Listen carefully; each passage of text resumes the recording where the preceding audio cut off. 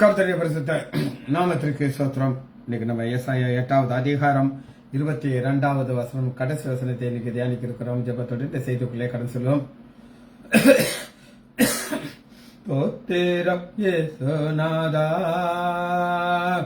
தோத்திரம் இயேசுநாதா, உமக்கென்றும் தோத்திரம் இயேசுநாதா, தோத்திரம் இயேசுநாதா, உமக்கென்றும் தோத்திரம் இயேசுநாதா, தோத்திரம் செய்கிறோம் நின்னடியார் திரு நாமத்தின் ஆதரவேல், தோத்திரம் செய்கிறோம் நின்னடியார் திரு நாமத்தின் ஆதரவேல், இன்றைத்து நாமதிலாம் ஒருமித்து கூடவும் நாமத்தினால், இன்றைத்து நாமதிலாம் ஒருமித்து கூட நின் நாமத்தினால், தந்தனின் கிருபை காய் உமக்கென்றும் தோத்திரம் தோத்திரமே, தந்தனின் கிருபை காய் உமக்கென்றும் தோத்திரம் தோத்திரமே,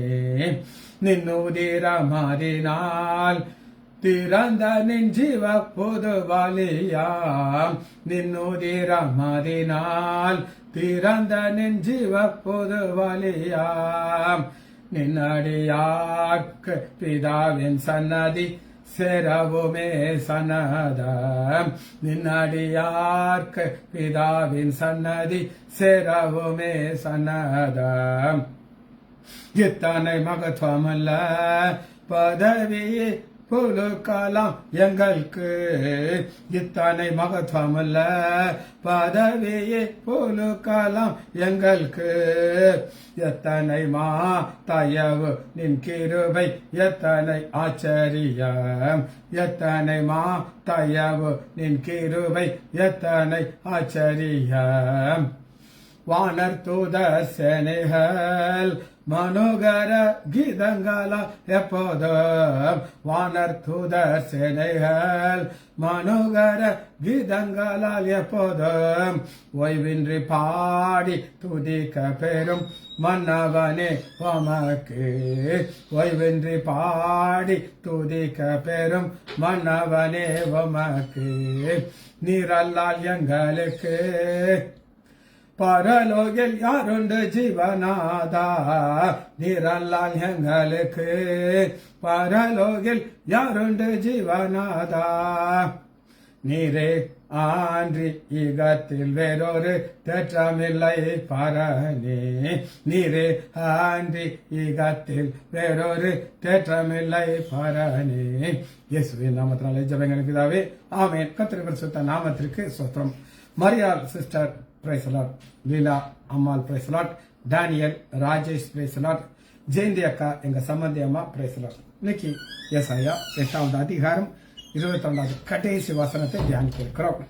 இந்த கடைசி வசனத்தை முதல் நான் உங்களுக்கு வாசிக்கிறேன். ஏசாயா 8:22, அவர்கள் அண்ணார்ந்து பார்ப்பார்கள், பூமியை நோக்கி பார்ப்பார்கள், ஆனாலும் இதோ இக்கட்டும் அந்தகாரம் இருக்கும், இடுக்கத்தால் இருளடைந்தது, அந்தகாரத்தினாலே தள்ளுண்டு அலைவார்கள். இது ஒரு சாபமான ஒரு வார்த்தை. இவங்க எங்க முதல் பார்ப்பாங்க அப்படின்னு கேட்டீங்கன்னா, அவர்கள் பூமியை நோக்கி பார்ப்பாங்க. பூமிக்கு இங்கிலீஷ்ல எர்த், கிரேக்க வார்த்தையில எரோஸ், எர்த் எழுதிருக்க எரோஸ், ERES எரோஸ். மேல ஒரு கோடு போடுங்க, அந்த ஏ அப்படி இ கிடையாது, ஏரோஸ், ஏரோஸ் லேண்ட் தேசம். இந்த லேண்டுங்கிறதுக்கு எரோஸ்ங்கிறது எல்லாமே எரோஸ் கிடையாது, எல்லாமே எரோஸ் கிடையாது. எரோஸ் என்ன அப்படின்னு கேட்டா, ஹியூமன் ஆக்டிவிட்டி, மனிதர்களால தங்கி இருக்கக்கூடிய இடத்துக்கு மட்டும்தான் எரோஸ் அப்படின்னு இருக்கு. மனிதர்கள் தங்கி, இப்ப நம்ம ஒரு வாழ்க்கையை ஆரம்பிக்கிறோம், இந்த பூமியில வாழ்கிறோம், ஒரு நாள் நம்ம மறிக்கிறோம், மண்ணுக்குள்ள போயிடும். இது சர்க்கிள் அப்படி நடந்துகிட்டே இருக்கும். இதை எப்படி நான் உங்களுக்கு விளக்குவேன் அப்படின்னு நீங்க கேட்டீங்கன்னா, நம்ம ஒரு பஸ் பிரயாணத்தில் இருக்கிறோம், அந்த பஸ் போய்கிட்டே இருக்கும். ஒரு சிலர் அந்த பஸ்ஸுக்குள்ள ஏறுவாங்க, ஒரு சிலர் இறங்குவாங்க. ஆனா கண்டக்டர் டிரைவர் மட்டும் அப்படி போய்கிட்டே இருப்பாங்க. இது போய் சேர்ற வரும். இந்த பூமியில் ஒரு சிலர் பிறக்கிறாங்க, அந்த பஸ்ஸுக்குள்ளே வந்துடுறாங்க, அந்த பஸ்ஸு போயிட்டே இருக்கு. ஆனால் ஒரு சிலர் இறங்குறாங்க. எங்கே இறங்குவாங்க, எப்படி இறங்குவாங்க தெரியாது. So human activity. அதுக்கு இன்னொரு அர்த்தம் என்ன கொடுத்துருக்காங்கன்னா ஹிஸ்ட்ரி, சரித்திரம். சரித்திரம் அப்படின்னா என்ன அப்படின்னு கேட்டிங்கன்னா, ஒரு ஆத்தர் கொடுத்தாங்க, ஹிஸ்டரி இஸ் ஹிஸ் ஸ்டோரி, அவருடைய கதை, பிதாவாகிய தேவனுடைய கதை. நாம் எல்லாரும் அதுல ஒரு நடிகர்கள். புரியுதாங்க? நடிகர்கள் ஆக்ட் பண்ணும். ட்ரூ கலர் தெரியாது, ஆக்டிங்ல தான் இருக்கும். அந்த ஆக்டிங்ல போய் போய் போய் அந்த நாடகம் முடிஞ்சிருக்கும். சரி, இதை புரிந்து கொள்வதற்கு ஃபர்ஸ்ட் ஹியூமன் ஆக்டிவிட்டி அப்படின்னு நான் உங்களுக்கு சொன்னேன். ஏசாயா 40வது அதிகாரம் 28வது வசனம். 40:28. பூமியின் கடையாந்திரங்களை சிருஷ்டித்த கர்த்தராகிய அநாதி தேவன் சோர்ந்து போவதுமில்லை, இளைப்படுவதுமில்லை. கடையாந்தத்தை சிருஷ்டித்த கிரியேட்டர். கிரியேட்டர்னா என்ன சொல்லுங்க பார்ப்போம்? படைத்தார். அவர் மாத்திரம் அதை படைத்தார், யாருடைய உதவியும் இல்லாமல் அதை படைக்கிறார். அதைத்தான் ஹியூமன் ஆக்டிவிட்டி. 42வது அதிகாரம் எல்லாமே பூமியை கொடுத்து தான் நான் சொல்றேன். 42:5. வானங்களை சிருஷ்டித்து அவளை விரித்து பூமியை, எரோஸ், பூமியை, அதிலே உற்பத்தியாளர்களையும் பரப்பினவரும் அதிலே இருக்கிற ஜனத்திற்கு சுவாசத்தையும் நடமாடுவர்களுக்கு ஆவியையும் கொடுக்கிறார். இவர் மாத்திரம் தான் இதை செய்ய முடியும். வானத்தை விரிக்கிறார், எரோஸ் லேண்டை கிரியேட் பண்ணி அதை பரப்புகிறார். பரப்புறதுன்னா நம்முடைய விருதுநகர் இருக்குது, விருதுநகர் சொல்றேன். இந்த விருதுநகர்ல யார் யார் வாழணும், எப்படி எப்படி வாழணும். கொடைக்கானல்ல வாழ்றவங்களுடைய வித்தியாசம் இருக்கு. கொடைக்கானலே கஷ்டமா இருந்தா ஐஸ்லாண்ட் அப்படின்னு ஒரு லேண்ட், அங்க இன்னும் எவ்வளவு குளிர் இருக்கும் பாருங்க. ஆனா அதுலயும் பரப்பி அவர்களை அங்க வாழ வைக்கிறார். 45வது அதிகாரம் ஏசாயா 12. 45:12.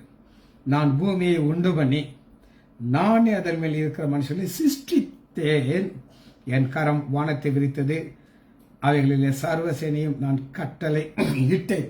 இந்த கட்டளை இதை யாரால முடியும்னா அது உண்டு பண்ணவரால் தான் அதை முடியும். 18வது வசனத்தை சேர்த்து வாசிக்கிறவங்களுக்கு, வானங்களை சிருஷ்டித்து பூமியை வெறுமையா இருக்க சிருஷ்டியாமல் அதை குடியிருப்புக்காக செய்து படைத்து. இப்ப நீங்க சந்திரன், மூன் இங்க குடியிருக்க முடியுமானா முடியாது. போனாங்க, காலை வச்சாங்க, சத்தம் காட்டாம வந்துட்டாங்க. காரணம் புவியீர்ப்பு சக்தி கிடையாது, ஆக்சிஜன் கிடையாது, ஒண்ணுமே கிடையாது. அது ஆண்டவர் உண்டு பண்ணது. நாம் அங்க அது ஒரு லேண்ட் கிடையாது. ஸோ அதனால இந்த பைபிள் ஸ்டடியில என்ன நம்ம கற்றுக்கொள்றோம்னா, இது லேண்டு, எரோஸ், அது எரோஸ் கிடையாது. அங்க மனுஷங்களால வாழ முடியாது. சங்கீதம் 24வது அதிகாரம் 1 வசனத்துல பூமி என்னுடையது அப்படிங்கிறார். சரி, இப்ப அடுத்த வார்த்தை ட்ரபிள், இக்கட்டுங்கிறத பார்க்க போறோம். ட்ரபிள், இக்கட்டு.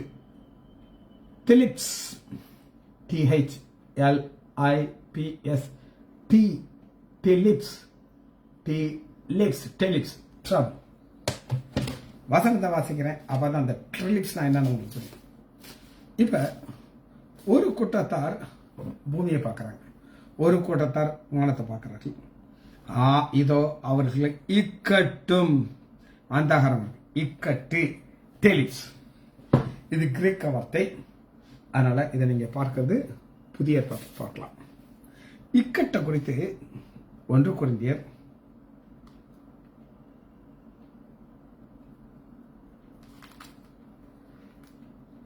7வது அதிகாரம் 28. 7:28. நீ விவாகம் பண்ணினாலும் பாவம், கன்னிகை விவாகம் பாவம். ஆனால் இப்படிப்பட்டவர்களே சரீரத்திலே உபத்திரவப்படுவார்கள். சரீரத்திலே உபத்திரவப்படுவார்கள். அதற்கு நீங்கள் தப்பு. திருமணத்தை குறித்து பவுல் ஒரு அருமையான காரியத்தை சொல்றார். பவுல் திருமணம் செய்யாம வாழ்ந்தார்னு சொல்லி ஒரு சிலர் சொல்றாங்க. நமக்கு அதை பத்தி டீட்டெயில்ஸ் கிடையாது. எந்த தகப்பான அந்த திருமணத்தை குறித்து ஒரு பயங்கரமான ஒரு ஜோக்கு சொல்லுவார். எங்க வீட்டு பக்கத்துல பெரிய கோடீஸ்வரர் குடும்பம் இருந்துச்சு. அதில் ஒரு 4 பசங்க இருந்தாங்க. நான் சொல்றது அவங்கெல்லாம் மறைச்சிட்டாங்க அந்த ஸ்டேஜில். அவங்க என் தகப்பனத்தில் அவங்களுக்கு அப்போ கல்யாணம் ஆகுது. இந்த பையனுக்கு பொண்ணு பார்க்கல. நான் என்ன செய்வான் அப்படின்னு கேட்டீங்க. அப்பா சொன்னாங்க, அவங்க அம்மா சாப்பாடு ஒரு பெரிய பாத்திரத்தில் செஞ்சு வச்சுருப்பாங்க. கோவம் வருமா அவனுக்கு. தண்ணி எடுத்துட்டு வந்து அந்த இதில் ஊற்றி வச்சுருவாங்க. குழம்புல எல்லாத்தையும் தண்ணி ஊற்றிட்டு இருப்பேன் நான். அப்போ அம்மாவுக்கு புரிஞ்சுக்கிட்டுமா, ஓஹோ இவனுக்கு திருமணம் செய்யணும்ட்டு வேற அமைச்சு அவசரம். கல்யாணம் கட்டிட்டு கொஞ்ச நாள் இல்லை. அந்த ஆள் பெரிய கோடீஸ்வரனுடைய பையன். ஒரு பிரச்சனை வந்துச்சு. ஒரு 4 ரோக்கர் பாட்டில் வாங்கி குடிச்சு மினிட்ல இறந்துட்டார். அவருக்கு 2 பசங்க. வாழ்க்கையை ஒன்றும் இல்லாமல் சூன்யமாகி போச்சு. இதுதான் பவுல் சொல்றாரு. இதைத்தான் சொல்றாரு. பவுலுக்கு அன்னைக்கு அது தெரிஞ்சிருக்கு. அதனால அவர் என்ன சொல்றாரு அப்படின்னு கேட்டீங்கன்னா, 7வது அதிகாரம் 28வது வசனத்துல,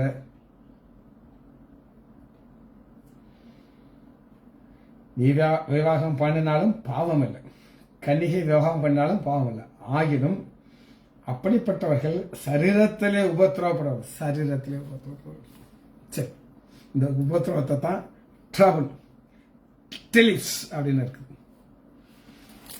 அதே நேரத்தில் அந்த உபத்திரம் வரும்போது நம்முடைய ஆண்டவர் யார் அப்படின்னு கேட்டீங்கன்னா, அவர் ஆறுதலின் தேவன்.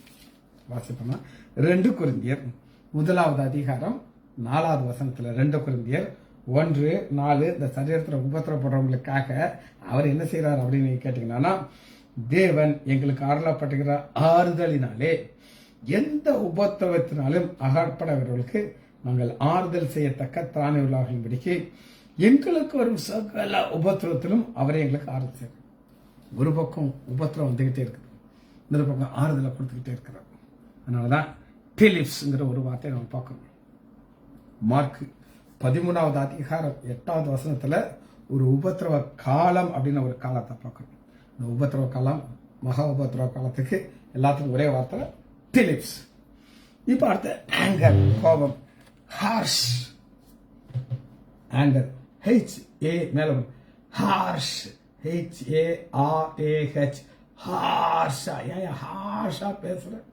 HARAH, harsh.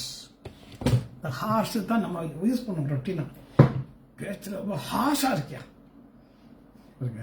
எங்க இருந்து வருகிறது எபிரேய வார்த்தை ஹார்ஷ், டு கெட் ஆங்கர். இந்த ஆங்கர் எங்க நம்ம பார்க்கலாம் முதல் முறையாக? இது ஒரு எபிரேய வார்த்தை நான் உங்களுக்கு சொன்னேன். ஆதியாகமம் 4வது அதிகாரம் 5வது வசனம். அந்த ஆங்கர் ஹார்ஷ் முகத்தில் எக்ஸ்பிரஸ் ஆகுது. முக நாடி வேறுபட்டது. அவ ஒரு கோபம் வரும்போது எக்ஸ்பிரஷன் அந்த ஃபேஸ் வரும். அதுதான் முக நாடி வேறுபடுகிறது. இதுல ஒரு கிரேட் இருக்குது. என்ன கிரேட்னா, சாதாரண கோபம் இருக்குது, கடும் கோபம் இருக்குது. இந்த கடும் கோபத்தை நான் உங்களுக்கு காட்டுறேன். யோனா பக்கம் 1074. யோனா 4வது அதிகாரம் 1 வசனத்துல ஹார்ஷ்லயே கூடுன கிரேட். யோனாக்கு இது மிகவும் விசனமா இருந்தது. அவன் கடும் கோபம் கொண்டு ஆண்டவர்கிட்ட பேசுறாரு. அதெல்லாம் நான் வாசிக்கும் போது எனக்கெல்லாம் பயமா இருக்கும்.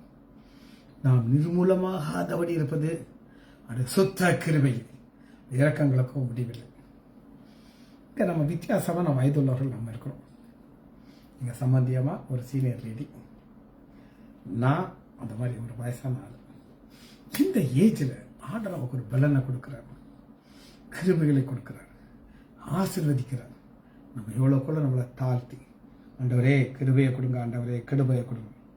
இன்னொரு வசனம் நமக்கு ரெகுலரா தெரிஞ்ச வசனம், அது என்ன அப்படின்னு, சங்கீதம் 76:10, மனுஷனுடைய கோபம். சரி, இதுல பேர்னிங் ஹார்ஷ், பேர்னிங்க்கு என்ன கொடுத்துருக்கேன்னா எழுதப்பட்டுருச்சு, எழுதி காமிச்சிடும். burning,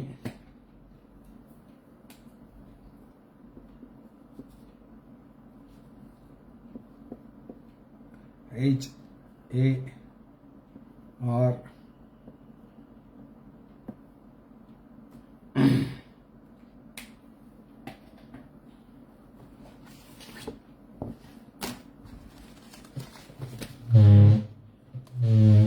ஐந்து போட்டிருக்கேன் பாத்தீங்களா, HARO மேல ஆரோ போட்டிருக்கேன்.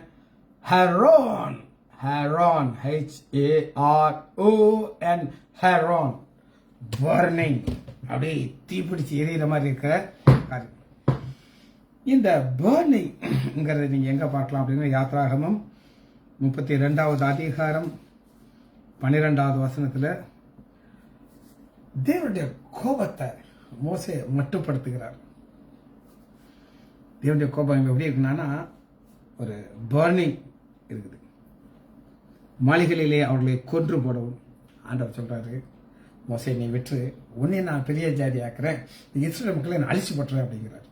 ஒரு ஆமேன்னு சொல்லாம, பூமியில் மேல் இராதபடி எரோஸ் அவர்களை நிர்மூலமாக்கும், அவர்களை தீங்கு செய்யும் பொருட்டே அவர்களை புறப்பட பண்ணினார் என்று எகிப்தர் சொல்வான்.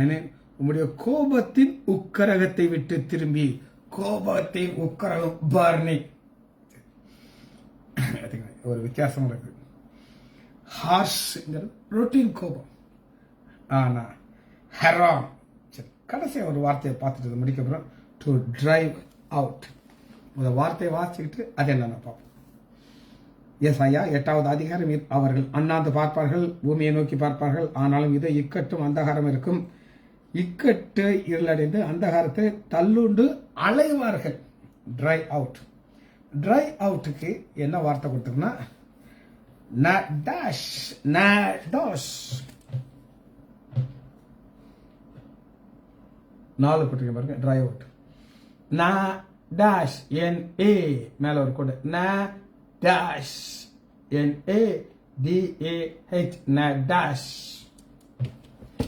இது என்ன அப்படின்னு கேட்டீங்கன்னா, இதை நீங்க புரிந்து கொள்றதுக்கு ஒரு வசனத்தை காட்டுறேன். அப்பதான் இந்த வசனம் உங்களுக்கு புரியும், இல்லைன்னா புரியாது. உபாகமம் 4வது அதிகாரம் 19வது வசனம். 4:19, உங்கள் கண்களை வானத்துக்கு ஏறெடுத்து உங்கள் தேவனாய கர்த்தர் வானத்து கீழ் இருக்கிற சகல ஜனங்களுக்கு ஏற்படுத்தின வானத்தின் சர்வ சேனைகளாகிய சந்திரன் சூரியனை சேவிக்க இணங்காதபடிக்கு உங்கள் ஆத்மா எச்சரிக்கையா இருக்கு. அப்ப ட்ரை அவுட்னா இது உங்ககிட்ட இருந்து வெளியே,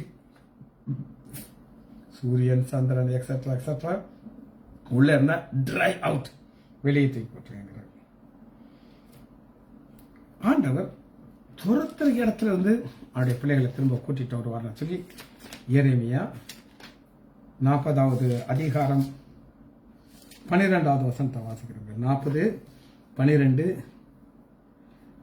எல்லா யூதரும் தங்கள் துரத்துண்ட எல்லா இடங்கள், துரத்துண்ட டிரைவ் அவுட், டேஷ், அங்கிருந்து திரும்ப நான் அவங்கள கொண்டு வருவேங்கிறாங்க. சரி, லாங்குவேஜ் பார்த்தாச்சு, வசனத்துக்குள்ள வருகிறோம். முதல் வசனத்தை நான் உங்களுக்கு வாசிக்கிறேன். ஏசாயா 8வது அதிகாரம் 22வது வசனம். இவங்க 2 டைரக்ஷனை பார்க்கறாங்க. வானத்தை பார்க்கறாங்க, பூமியை பார்க்கறாங்க. ஆக அண்ணாந்து பார்ப்பார்கள், ஏதோ வானத்தை இப்படி மேல பார்க்கறாங்க, பூமியை நோக்கி பார்ப்பார்கள். ஆனா எங்க பார்க்கணும் அப்படின்னு கேட்டீங்கன்னா, ஏசாயா 45வது அதிகாரம் 22வது வசனத்துல, பூமியின் எல்கையில் உள்ளவர்களே என்னை நோக்கி பாருங்கள், அப்பொழுது ரட்சிக்கப்படுவீர்கள், நானே தேவன், வரும் என்னை நோக்கி பாருங்கள். மோசே ஒரு எகிப்தியனை கொல்றதுக்கு முன்னாடி அங்க பார்க்கிறாரு, இங்க பார்க்கிறாரு, மேல பார்க்கல, கொண்டு போட்டார். அங்கே இங்கே பார்த்து மேல பார்க்கல. ஆனா இந்த மக்கள் இந்த சூரியன் நட்சத்திரங்கள் இதெல்லாம் நோக்கி பார்க்கறாங்க. இது எங்களுக்கு உதவி செய்யும் அப்படின்ட்டு கீழே பூமியை பார்க்குறாங்க. ஆனால் எங்கே பார்க்கணுமோ அங்கே பார்க்கவில்லை. நீங்க அப்படி பார்த்து ஆண்டவரை நோக்கி பார்த்தாங்க. பூமியின் என்னை நோக்கி பாருங்கள், என்னை நோக்கி பாருங்கள்ங்கிறதுக்கு ஒரு சின்ன ஒரு கதை உங்களுக்கு சொல்றேன். நடந்த சம்பவம். சாம் ஜபத்ரி சொன்ன கதை. டான் ஜாமி அப்படின்னு ஒரு டான் வச்சுக்கோங்க. டாம் அந்த பையன் ஒரு வாலிப பையன். ஒரு வேலைக்கு போகிறான். படிக்காத பையன். ஒரு ஜாப் ஹார்ட் லேபர். போகிற வழியில் ஒரு ஆலயம் இருக்கும். உள்ளே போவான். அந்த புல்பெட்டில் போய் முழங்கால் போடுவான். ஜீசஸ் டாமி, நான் வந்திருக்கிறேன், குட் மார்னிங் அப்படின்னு சொல்லிட்டு வேலைக்கு போயிடுவான். இதுதான் அவனுடைய ஜெபம். ஆனால் ஒரு நாள் கூட அந்த ஆலயத்தை கிராஸ் பண்ணும்போது உள்ளே போய் அட்டண்டன்ஸ் போடாமல் இருக்க மாட்டாங்க. நடந்தது என்ன அப்படின்னு கேட்டிங்கன்னா, ஒரு நாள் வேலை செய்யும்போது ஒரு ஆக்சிடென்ட் ஆயிடுச்சு. அவனுக்கு பயங்கர மரணத்துக்கு ஏதுவான பிரச்சனை. அந்த அளவு ஃப்ராக்சர்ஸ் எக்ஸட்ரா எக்ஸட்ரா எக்ஸட்ரா. இவனை ஹாஸ்பிட்டல் அட்மிட் பண்ணியிருக்காங்க. ட்ரீட்மெண்ட் நடக்குது. இவன் நினைச்சதை விட ஹீலிங் பயங்கர ஃபாஸ்டாக கட்ட கட்ட கட்டான நடக்குது. அந்த ஸ்டாஃப் பார்த்தா இவன் எந்திரிச்சு உட்காந்து இவன் தோளில் யாரோ கையை போட்டு உட்காந்து பேசிட்டு இருக்கிறதா அந்த ஸ்டாஃப் பார்க்குறாங்க. கேட்டாங்க, டாமி யாரப்பா உள்ள வந்த? எங்களுக்கு தெரியாம உள்ள வந்தது. நர்ஸாக்கா உங்களுக்கு தெரியாதா? ஜீசஸ் என்னை பார்க்க வருவார். என்னைக்கு எனக்கு ஆக்சிடென்ட் ஆச்சோ அன்னிலிருந்து என்னை பார்க்க வருவார். காரணம் என்னன்னா, நான் வேலைக்கு போகும்போதெல்லாம் ஆலயத்தில் போய் அவருக்கு ஒரு குட் மார்னிங் வைக்காம நான் போனது கிடையாது. ஆக்சிடென்ட்ல படிச்சிட்டேன்னா அவர் என்னை நோக்கி பார்க்க வந்துட்டார். இதைத்தான் இந்த வசனம் என்ன சொல்லுது அப்படின்னு கேட்டிங்கன்னா, ஏசாயா 43வது அதிகாரம் 4. நீ என் பார்வைக்கு அருமையானபடியால் கனம். என் பார்வைக்கு அவ ஒரு கூட்டத்தார் இருக்காங்க. அவங்க மேல பார்ப்பாங்க, கீழே பார்க்காம ஆண்டவரை பார்க்க மாட்டாங்க. ஆனா என்னை நோக்கி பாருங்கள் ஆண்டவர் சொல்றாரு. தம்பி ஒவ்வொரு இடையே ரெகுலரா போனான்னா ஆண்டவர் அவனை தேடி வந்துட்டார். அவர் யார் அப்படின்னு கேட்டீங்கன்னா, நான் இஸ்ரவேலின் பரிசுத்தவரும் உன் இரட்சகருமாய் இருக்கிற உன் தேவனாய கர்த்தர். கர்த்தர் தேடி வருகிறார். காரணம் அவர் பார்வைக்கு நாம் எப்படி இருக்கிறோம்? அருமையா இருக்கிறோம். சரி, அந்த நாளில் என்ன நடக்கும் அப்படின்னு நீங்க ஒரு கேள்வியை கேட்டீங்கன்னா, அந்த நாளில் என்ன நடக்கும் அப்படின்னு கேட்டீங்கன்னா, இதை நோக்கி பார்க்காதவர்கள் ஏசாயா 5வது அதிகாரம் 30வது 5:30. அந்நாளிலே நோக்கி பார்க்கல, அந்தகாரத்திற்கு தடவி தடவி நடக்கிறாங்க. சமுத்திரம் இறைவது போல அவளுக்கு விரோதமாக இறைவார்கள். அப்பொழுது தேசத்தை பார்த்தால் இதோ அந்தகாரமும் வியாகுலமும் உண்டு. அதன் மேகத்தினாலே வெளிச்சம் இருண்டு போகும். மேகம் வெளிச்சம் இருண்டு போகும். இருள் நிறைந்த நாட்கள்ல அவங்க வாழ்றாங்க. காரணம், என்னை நோக்கி பாருங்கள் அப்படிங்கிறாரு. ஆனா அவரை நோக்கி பார்க்கவில்லை. சரி, 5வது அதிகாரம் 26வது வசனத்தை நான் வாசிக்கிறேன். அவர் தூரத்தில் உள்ள ஜாதிகளுக்கு ஒரு கொடியை ஏற்றி, ஒரு கொடி ஜெயக்கொடி ஏற்றுகிறார். யெகோவா நிசி நேற்று சேர்த்து கேட்டமை புரியும். அவர்கள் பூமியின் கடையாந்திரத்திலிருந்து பயில் காட்டி அழைப்பார். அப்பொழுது அவர்கள் தீவிரம். பயில் காட்டினா ஒரு நாய்க்குட்டி ஒரு விசில் அடிச்சா அது பின்னாடி வரும். அந்த மாதிரி அழைக்கிறாரு. அவர்கள் வேகமாக வருவார்கள். ஆனா இது யாருன்னா, ஒரு அழிவுக்கான ஒரு கூட்டத்தை ஆண்டவர் அழைக்கிறார். they will come and destroy. அது எப்படி நடக்குங்கிறத சம்பவத்தை உங்களுக்கு காட்டுறேன். எப்பவுமே ஒரு வசனம் எங்க நடந்தது, எப்படி நடந்ததுன்னு நம்ம பார்ப்போம். எடுத்துக்கொள்ளாமா 2 நாளாகமம் 15வது அதிகாரம் 2 நாளாகமம் 15:5. அக்காலத்திலே வெளியே போறவர்களுக்கும் உள்ளே வருவர்களுக்கும் சமாதானமில்லை. தேசத்தின் குடிகள் எல்லோருக்கும் மகா அமளி உண்டாயிருந்தது. மகா அமைதி. ஜாதியையும் பட்டணத்தையும் தேவன் அவர்களை சகலவித இடுக்கத்தினாலும் கலங்க பண்ணினார். ஏன் கலங்க பண்ணினார்? அவர் நோக்கி பார்க்கணும். இன்னைக்கு நம்ம வாழ்க்கை ஒரு ரொட்டீனாக ஒரு வாழ்க்கை வாழ்ந்துட்டு இருக்கோம். இன்னொரு 5 மினிட்ஸ் அந்த மெசேஜ் கொடுத்துட்டு நான் சுமைக்கு கிளம்பிட்டேன். நல்லா ஒரு 1 hour நல்லா எங்கள் வாத்தியார் டீச் பண்ணுவோம். இப்படி இப்படி இங்கே தான் கரெக்ட் பண்ணிக்கிட்டே இருப்பான்னு வச்சுக்கோங்களேன். சமாதானம் ஒரு வாழ்க்கை. ஈரான் எடுத்துக்கோங்க, அங்கே விலைவாசி தாறு மாறாத அளவு இருக்குது. ஒரு சமாதானம் கிடையாது. மக்களுக்கு ஒரு புரட்சியில் இருக்கிறாங்க. இந்த புரட்சியாளர்களாக அவங்க கொள்றாங்க. கவர்மெண்ட் ஒன்று பிள்ளை இறந்து போயிட்டானா அவனுக்கு நீ 30 லட்சம் கொடுத்தா தான் அவன் பாடியை கொடுக்க, அதை வச்சு பிஸ்னஸ் பண்ணிட்டு இருக்காங்க. ஆனால் இதுதான் அவரை நோக்கி பார்க்கவருடைய வாழ்க்கையில் நடக்கும்.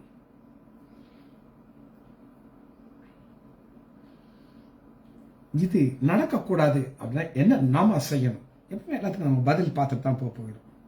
எரேமியா இப்படிப்பட்ட ஒரு அமளி, இப்படி ஒரு பிரச்சனை வரக்கூடாது அப்படின்னு நீங்க நினைச்சீங்கன்னா என்ன செய்யணும் அப்படின்னு நீங்க ஒரு கேள்வி கேட்டீங்கன்னா, எரேமியா 13வது அதிகாரம்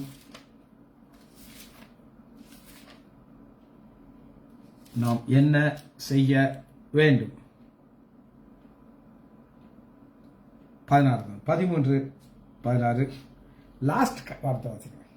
உங்கள் தேவனாய கர்த்தருக்கு மகிமையை செலுத்துங்கள். மகிமையை ஃபுல்லா நீ வாசிக்க டைம். மகிமையை செலுத்துறதுனா என்ன அர்த்தம்னா, நோக்கி பார்க்கணும். உம் பாதம் பணிந்தேன் என்னாலும் துதியே, உம்மை அன்றி யாரை பாடுவேன், இசையா உந்தன் அன்பு வெள்ளம் பொங்குதே. அடுத்து இதற்கு ஒரு பெயர் இருக்கு. இருள் இருக்குது, அந்தகாரம் இருக்குது. அந்த நாளுக்கு ஒரு பெயர் இருக்குது. ஆமோஸ் 5வது அதிகாரம் 18வது வசனம். ஆமோஸ் 5:18. 1067. கர்த்தருடைய நாள். கர்த்தருடைய நாள் விரும்புகிறவர்கள் ஐயோ, அதனாலே உங்களுக்கு என்ன? கர்த்தருடைய நாள் வெளிச்சம் இல்லாமல் அந்தகாரமா இருக்கும். மக்கள் தடவை தான் போகணும். கர்த்தருடைய நாள் அப்படின்னு நாம் பார்த்தோம். இந்த கர்த்தருடைய நாள் குறித்து இன்னொரு வசனத்தை நான் உங்களுக்கு காட்டுறேன். செப்பனியா 1வது அதிகாரம் 15வது வசனம். செப்பனியா 10:8-7. செப்பனியா 1வது அதிகாரம் 15வது வசனம். அந்த நாள் உக்கிரகத்தின் நாள். கர்த்தருடைய நாள் உக்கிரகத்தின் நாள். அது இவங்க எல்லாத்தையுமே தமிழ் அது அது அது அதுன்னு இருக்குது. நான் அழகா இருக்குது. அது இக்கட்டும் இடுக்கமான நாள், அது அழிவும் பாலாக்குமான நாள், அது இருளும் அந்தகாரமான நாள், அது மப்பும் மந்தாரமான நாள். இது இங்கிலீஷ் பேப்பர்ல தேடி பார்த்தா இருக்காது. அது அதை அதை அடிக்க வச்சு கொடுத்துருக்காரு ஆவியானவர். சரி, அவருக்கு நன்றி. இப்படி இருக்கிறதுல செப்பனியா 1வது அதிகாரம் இதனுடைய காரணம் என்ன அப்படின்னு கேட்டா 5 வீடுகள் மேல் வான சேனைகளை பணிகிறவர்களுக்கும்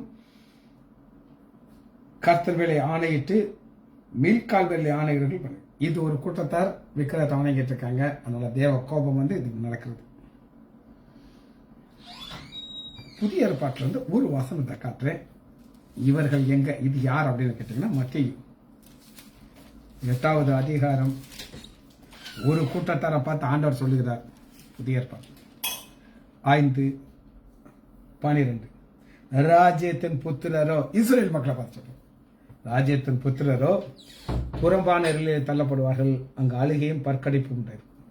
ராஜ்யத்தின் புத்திரர் என்ன செய்யலைன்னா இயேசு கிறிஸ்துவை நோக்கி பார்க்க, என்னை நோக்கி பார்க்கங்களை சொன்னவரை பார்த்து அவர் சிலுவையில் ஆரம்பிச்சிட்டாங்க. சரி, ஒரே ஒரு வசனத்தை வாசிச்சுட்டு இந்த செய்தியை நம்ம முடிக்க போகிறோம். அது யோபு என்ன சொல்லுகிறார் பார்த்துட்டு இதை நம்ம முடிக்க இருக்கிறோம். எப்பவுமே யோபு வந்து கொஞ்சம் ஒரு வித்தியாசமான ஒரு வெளிச்சத்தை காட்டிடுவாங்க. யோபு 18:18. யோபு 18:18. அவன் வெளிச்சத்திலிருந்து இருளிலே துரத்த விடப்படுவான், பூலோகத்திலிருந்து தள்ளுண்டு போவான். பூலோகத்திலிருந்து அதை தள்ளி விட்டுருவாங்க, வெளிச்சத்திலிருந்து இருளுக்கு. ஜெபிச்சு முடிப்போமா? மகா இரக்கமும் கருவேமல்ல பிதாவே, துதிக்கிறோம் ஐயா. வானத்தை பார்த்த கூட்டங்கள் உண்டு, பூமியை நோக்கி பார்த்த கூட்டங்கள் உண்டு. நாங்கள் உண்மை நோக்கி பார்க்கிறோம் ஐயா. நாங்கள் உம்முடைய பார்வைக்கு அருமையாக இருக்கிறதற்காக நன்றி ராஜா. பிள்ளைகள் ஒவ்வொருவரையும் என் ஆண்டவராகிய இயேசு கிறிஸ்துவின் நாமத்தினாலே ஆசீர்வதிக்கிறேன். இயேசுவின் நாமத்தினால் ஜெபங்கள் பிதாவே. ஆமேன், ஆமேன், ஆமேன்.